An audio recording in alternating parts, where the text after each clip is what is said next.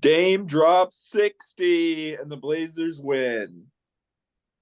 What did you guys think about that performance? 21 of 29 from the field, 9 of 15 from three, 9 of 10 from the line, continuing his hot streak at the line. That was fun to watch him just completely go off. Pretty much toyed with the Utah defense for the entire game. Utah, what are you doing playing drop coverage against my guy Dame? Because when the big sags back off that pick and roll and Dame can just walk around the screen and pop the three, just walking up to the 3-point line, that's his shot. And they just did not adjust. In the second, the only thing that slowed Dame down in the end was when they triple teamed him at half court, at the beginning of the fourth quarter. And he still had 10 points in the quarter. Crazy. He was still finding ways to score no matter what they did to him.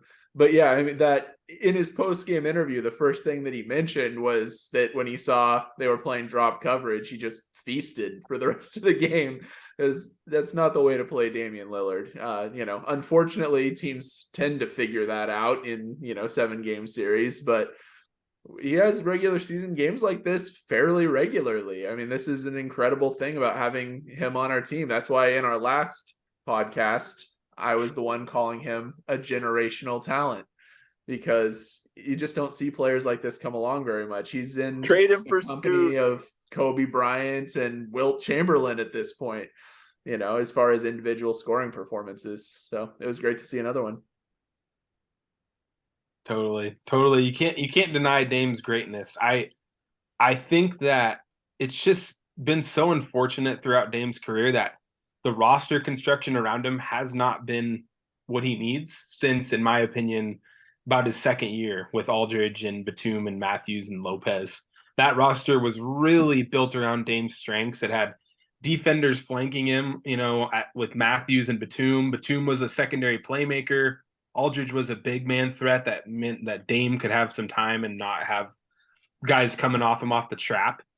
And I wish we could see it. We've had, small guys around him, not very much defense around him. And we've had the 3-guard lineup, which tonight, with Josh Hart getting injured, might not be seeing the 3-guard lineup, with the trade deadline coming up. We'll see what happens there. But I thought Nasir Little looked great and he provided a spark. He was really effective out there. He was a plus 17. And I know single game plus minus isn't always the most great stat, the most perfect stat to look at anyways, but Nas played well, I think, tonight. And I think that could be something to look at going forward. More defense, more size, more wingspan coming in for Hart to flank Dame. Is it the end of an era, the 3-guard lineup era, going up in flames tonight with Josh Hart tweaking his hammy? Yeah, I mean, do you think that this is, the end of Josh Hart on the Portland Trailblazers? Is he really the trade bait that we have right now? The fact that he has an expiring contract, free agent coming up that we can't really afford. We can't really afford him and Simons and everyone else that we're trying to keep. Hey, Howie. And so, does that mean that he's really the piece that could potentially go? And yeah, say goodbye to the 3-guard lineup. Maybe we get an actual small forward. I've heard a couple, a bit of chatter going around that Hart is kind of the guy that people are looking at the Blazers most likely trading. That's not insider sources. That's, articles that anybody could check out. But Reddit insider sources. Not Reddit. Reddit's all over that stuff, of course. But yeah, I think Hart is the most likely Blazer to go. It might not be my preferred course of action. I would like to keep Hart and actually play him at his preferred position of the two, or his height slotted position of the two. But I think that Hart's the most likely to go, and maybe we could see some, other moves along with that, but at least reshuffling of the deck chairs and trying to bring in more size. I know that size has been an issue all year. Dame's talked about it, even how the Blazers are undersized. And I really just want to see the roster, fit around Dame better. I know that Cronin has tried to take steps in that direction, but just give him a better fitting roster. That's what we've been asking for with a trade, a CJ trade. I would really like to have him play with another star. He hasn't got to do that since Aldridge. And every other big player that's capable of dropping 60 points usually has another player that takes some of that attention away. That's what makes Dame so good, is that he's not playing with guys that take attention away. He's getting double teamed at half court and he still drops 60.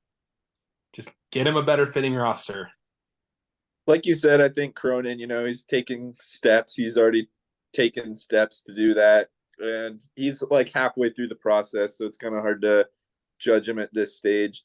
But one thing I think has become kind of obvious this season is that Jeremy Grant is probably a 3, on a really good team. He would be, man, if you had like 2 really legitimate all-star level superstar players, and then he's like the third option, that lack of attention that he would draw, and like every once in a while he can have a bad game and it's not going to completely kill us. But when he does have a good game, that could be a huge game changer to have him be that third option. I don't think he's quite a number 2 option really on a contender. And I think it's kind of showing this year. But yeah, I feel like that one kind of piece away. But like you mentioned earlier about trading Josh Hart, I would probably rather keep Hart than Simons at this juncture, but the contracts just don't really work that well. We just signed Simons to a big deal. Hart's a free agent, so it looks like we're probably going to be stuck with Simons and probably trade Hart. But actually, as far as lineup fits go, I'd like to see Lillard and Josh Hart as a backcourt for a few years maybe, and see how they paired together with more size around them, because he's just, like we've all said, he's just playing oversized players at this point. He's trying to play, guys that are 6 inches taller than him sometimes. But if he was at that shooting guard spot alongside Dame, his skill set really complements Dame a lot with his, he's more of a defensive oriented player, pass first kind of a guy. Still a pretty good ball handler, pushes the pace. He can like get into the paint and maybe kick it out to Dame for some of those threes or drives to the rim. So I feel like they actually complement each other better. Also, the timeline thing, I feel like they're probably more on the same timeline than Simons and Lillard, as far as they're going to be at their peaks at a closer kind of time than Dame and Simons. But it does seem like we're probably stuck with Simons. I don't really see us trading him this year. What about on the kind of the other side of the roster, looking at our bigs that we have? I mean, we've talked a lot on this podcast about Nurkic, his strengths and weaknesses. I'm a Nurkic fan. I mean, I really enjoy when he's playing well. His skill set is something that's not super easy to come across in the NBA. But he's not perfectly suited for every team, and he definitely has games where he can flip shot us out of it. So, when he went down tonight and Eubanks came in and had to play some pretty extended minutes, I mean, it's his stat line, it's not like it was incredible or anything. He played a workman-like game. He's not a starting center by any means, but the fact that he can come in when the lineup calls for it, or when Nurkic gets into foul trouble or whatever, it kind of, which happens a lot. It does happen a lot. And it definitely shows that there's, different kinds of centers out there. And it makes me wonder if, Eubanks as a backup for someone that's more of a scoring center, more so than Nurkic, like an Ayton, someone that we've talked about on here before, if that might be a pretty good 1-2 punch itself. And if Nurkic could maybe be a piece in a trade as well. Yeah, it's Josh interesting. Hart and Nurkic might be a decent package. I was going to say, it's interesting that those are the two that kind of hurt their hamstring. I think those are the positions that the Blazers are probably looking at for more, athleticism and size. Who knows about Nurkic? He just signed a 4-year deal. Might be kind of hard to move him. It's not a lot. I mean, I'd say he's definitely probably a league average center. It just makes it tough when neither of the backcourt is very good at stopping guys at the top of the play. Nurkic isn't as mobile as he used to be since his leg injury. So it's just another matter of fit. An uber athletic center might be able to kind of come up and help on that, where Nurkic might not be able to. You did bring up the bench, and I wanted to just kind of give a little bit of a shout out to the bench. Everyone who played scored.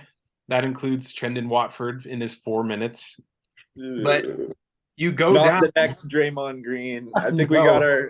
we had a video this summer after they won the summer league championship where we called him. It was a question, but we posed the question: could he be the Blazers' next Draymond Poor Green? And man. I've not really seen Watford's game.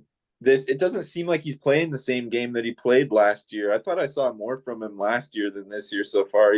I don't know if it's a confidence thing. He's still a young guy, but More ball handling. Yeah. And I mean, but if you go down the list, what the Blazers had 18, 24, what 20, 29. I can't do math right now, but they actually had some bench points. This is not a 3 bench point game, right?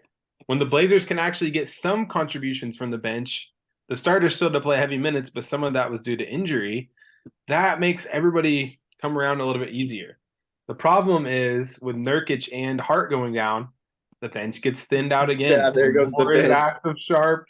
Sharp actually played great defense from what I saw tonight. He was staying in front of guys like Clarkson and kind of making them take tough shots. He didn't get to take a lot of shots tonight, but he was playing good defense. And if he can play good defense, that helps out. But we got to try and find scoring from the bench with Hart and Nurkic going out.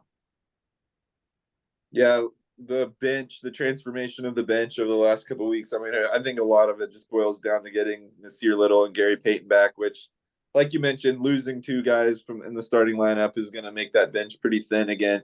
But those 2 guys have made all the difference. Nasir Little, man, when that dude's healthy, he's pretty fun to watch on the court. He just kind of adds an element that the Blazers don't really have without him. But addressing the kind of the big guy Nurkic situation, I don't really know if I see a big splash for the Blazers, like getting Ayton or someone like that. I mean, when's the last time the Blazers made like a big trade like that? It's just very rare when it happens. But Gerald Wallace. yeah, I mean, Jeremy Grant was a trade this offseason, but that was a fleecing. Yeah, it was. What I could see happening is trading Josh Hart for another big guy, a third option. So the kind of to bolster that center position, have Nurkic, Eubanks, and then just another serviceable big guy that could either come in off the bench. Because Eubanks probably not really a legit center. I mean, he's close, but he's probably more power forward size. He's not going to be able to stop, or even you're not going to be able to stop like Embiid or Jokic in general. But he's just not really, just not really a good fit to like play a big center. And then if Nurkic is our only option, we know how that goes in that situation. Nurkic just not really able to keep up with a lot of those big guys that with the screen and roll game and that sort of thing. So another option there, another center just to throw in there, another big body to go out there, set screens, take some of the pressure off of Nurkic from a foul perspective, be able to maybe take some of those fouls away from him on the moving screens that always happen and just take some minutes off of his shoulders too. Might be a good move. I think that's probably the position that I would first address trading Hart, and then also the point guard is probably the second position that I would look at, a backup point guard. I think those are the 2 places where we really need help. I think that as far as like forwards go, we actually have a few coming off the bench that are kind of that size that I think I would probably rather go with in this time than trading for another forward and leaving that center and point guard spots kind of thin.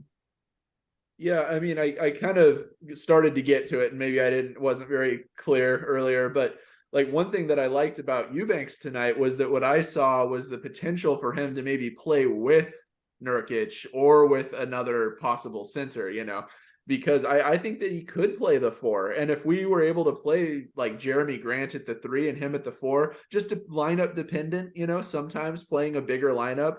God knows we've spent plenty of time playing small lineups. Sometimes you need a big lineup. Sometimes you need, to be able to really build a wall of defenders. And like Eubanks at the 4 gives you some options because he can get up there. and he's pretty quick on his feet too. I mean, he's going to be able to keep up with power forwards for the most part. So again, probably not as a starter or anything, but just dependent on the situation. It could be an interesting experiment. However you arrange those, the big guys, I think it would just be prevalent to have 3 rather than 2. Totally it's like agree. we're just totally stuck agree.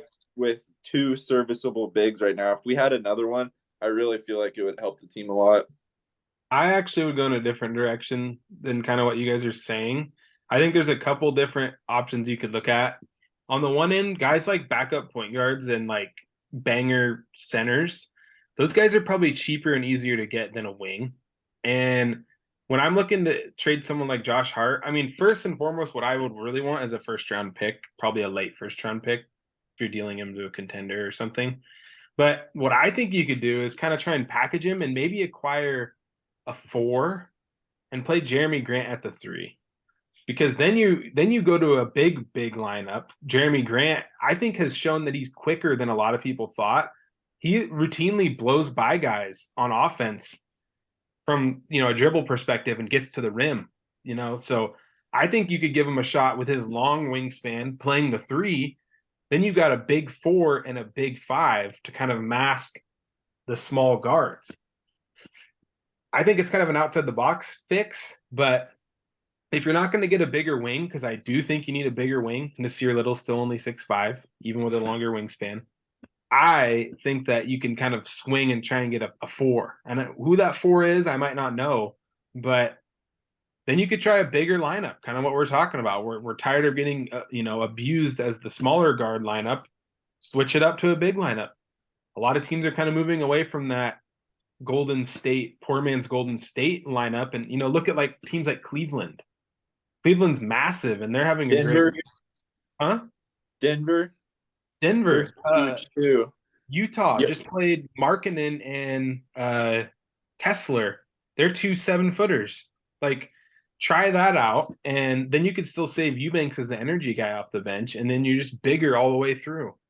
Yeah, I think we're kind of saying a similar thing. Just getting another big. Would you rather have? You'd rather have the first round pick than immediate help at the 4? Well, think of it this way: if you can swing Hart in a trade, and then because it's kind of hard with our current trade tied up with Chicago, it's a little bit tough to make deals with first round picks. Until that pick goes, we cannot send any future first round picks unless we allow the pick to convey to Chicago no matter what, and Chicago has to agree to that. So until that pick goes to Chicago, we can't trade any future first round picks because it's like owed to them if we miss the playoffs. The only way we can open up a trade or open up that picks to be dealt in the future is by lifting the restrictions, and Chicago has to agree to it. And we say, okay, you can have the pick no matter what happens. And then Chicago's like, yeah, okay. If we can get another first round pick on the side of things, that can kind of grease the wheels on a deal or make us feel less stressed about trading some of our own picks away. Because if we lose it and it's not a very great spot, that might be rough without a pick coming back in return. If you want to get a good player with Dame, it's going to take first round picks. So acquiring first round picks, I think, especially of a guy of Hart's caliber, would be nice. Yeah, I can see that. Just acquiring them to move them, not necessarily to use them. Exactly. The more you have in your cash, if you're like looking at guys like Sam Presti with the Thunder, he has so many first round picks and trade chips and things like that. If he wanted to kind of go after a super team of players, he probably could, if he saw the right players he liked. Utah just got how many first round picks for Rudy Gobert in the fleece of the century. So, I mean, if you're not acquiring those are contenders, bro. What are you talking about? It's going to be a buyer's or a buyer's market where it's tough to get players without first round picks. So, and I mean, you got blue chip prospect with like Simons, and that can help, but you might need something else if you're going for somebody like Siakam or something. Yeah, it'd be more of an investment for the future because even if we did get help, this year, I don't really see it going into a deep run. There's a lot of good teams in the West, but some size would definitely help. Just quickly touching on Denver, every time we play them, it's very obvious that our size deficiency, they just got so much size. I think that they're going to be a tough team this year for anyone if they stay healthy, just because of their talent and their size, and they really have it all on their club. Yeah. Every team I think is getting bigger and bigger. Look at Boston. They got Horford, they got Robert Williams. I mean, you can go down the line. Like I think Tatum, yeah, Tatum's big. Like Jaylen Brown for that. Brooklyn's kind of their own thing with Durant, but Durant's huge, But just try and get some size, like what you guys are saying. Like, don't go small ball anymore. It's not working. It hasn't worked. Get bigger. Do what you can. And not only physically bigger, but guys that can play bigger. I mean, that does make a difference. Just athleticism.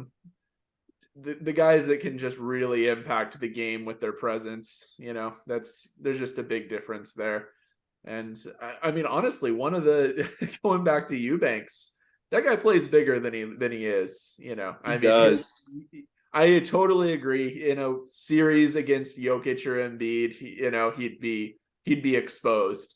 But man, he takes some people by surprise. Like when he comes off the bench and Jokic doesn't see him coming, he gets a couple over on him usually each game that are kind of fun to watch. So I like him. He had 10 rebounds tonight, which was the most on the team.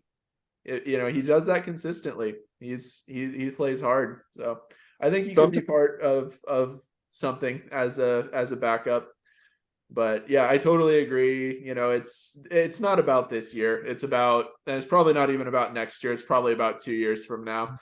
But we have to be making the moves now to make it happen. And if that means just shipping Hart for a pick, it feels disappointing, but I understand what you're saying, Colton, because it might be the first step in a master plan to try to, get some assets that we can turn into a superstar player. Because if we can pair Dame, Grant, and someone like Siakam, I mean, that's a contender waiting to happen. So you got a guy on your team who scores 60 4 times in his career. Get him some help, please. Thanks for watching from the logo. Our apologies to Mike Barrett. We ran out of time again. Thanks for watching. See you guys next time. Stay tuned for a trade deadline video. Bye.